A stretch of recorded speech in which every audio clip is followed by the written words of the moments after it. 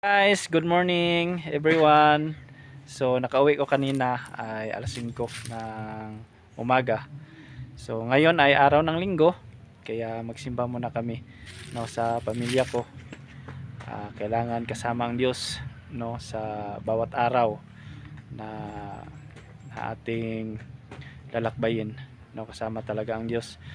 No, kasi siya yung nagmamay-ari ng lahat, yung buhay natin. Ginhawa natin sa kanya ito, yung kusog nasa kanya rin ito. Kaya sapat lang na ibalik natin sa kanya ang lahat, no, sa dungog himaya sa kanya lang lahat.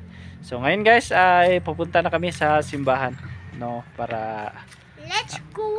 Ito rin yung banding namin, no, araw ng linggo ito yung banding namin magpamilya. So tayo na guys, samahan nyo kami sa pagsimba.